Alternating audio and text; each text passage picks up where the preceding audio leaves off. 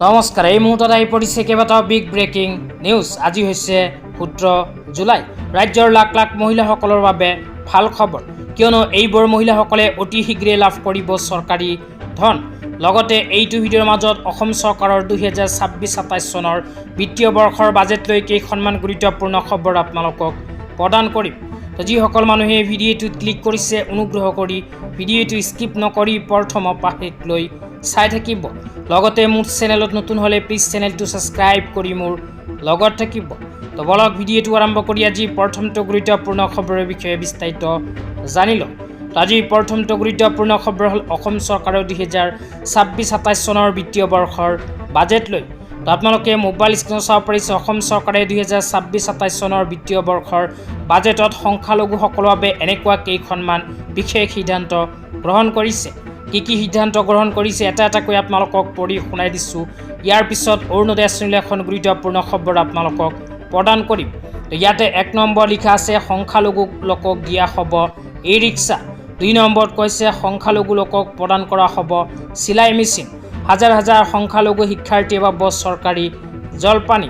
চৰ অঞ্চলৰ আন্তঃগাঁথনি উন্নয়নৰ বাবে বিশেষ প্ৰকল্প গ্ৰহণ। সংখ্যালঘু লোকৰ বাবে হ'ব সংস্থাপনৰ বাট। মেধাৱী ছাত্ৰ ছাত্ৰীয়ে পাব আৰ্থিক সাহায্য। তাৰপিছত আৰু কি লিখা আছে পঢ়ি শুনাই দিছোঁ, অনুগ্ৰহ কৰি চাই থাকিব। তাৰপিছত লিখা আছে, সংখ্যালঘু লোকৰ সুবিধাত আগবঢ়োৱা হ'ব ইক' এম্বুলেন্স। অসুস্থ ৰোগীক আগবঢ়োৱা হ'ব আৰ্থিক সাহায্য। সংখ্যালঘু লোকৰ বাবে হ'ব দক্ষতা প্ৰশিক্ষণ কাৰ্যসূচী।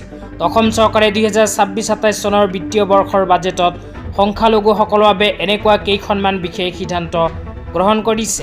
তেতিয়া আপোনালোকক দিবলৈ লাগিছোঁ আজি দ্বিতীয়টো খুবেই গুৰুত্বপূৰ্ণ খবৰ। আজি দ্বিতীয়টো গুৰুত্বপূৰ্ণ খবৰ হ'ল অৰুণোদয় আঁচনিলৈ। তো যিসকল মহিলাৰ নাম অৰুণোদয় আঁচনিত অন্তৰ্ভুক্ত হৈ আছে, সেইসকল মহিলাই অহা 1-2 আগষ্টত লাভ কৰিব অৰুণোদয় আঁচনিৰ ধন। কিন্তু কেৱল মাত্ৰ এইবোৰ যোগ্যতা থকা মহিলাসকলেহে লাভ কৰিব অৰুণোদয় আঁচনিৰ টকা। তো কোনবোৰ মহিলাসকলে লাভ কৰিব সবিস্তাৰে আপোনালোকক জনাই দিছোঁ, অনুগ্ৰহ কৰি ভিডিঅ'টো প্ৰথমৰ পৰা শেষলৈ চাই থাকিব। আপোনালোকে যদি অৰুণোদয় আঁচনিৰ টকা পাব বিচাৰে তেন্তে এইবোৰ যোগ্যতা থকাটো বাধ্যতামূলক। 1 নম্বৰত কৈছে, widow unmarried women above the age of 45 years, divorced and deserted women.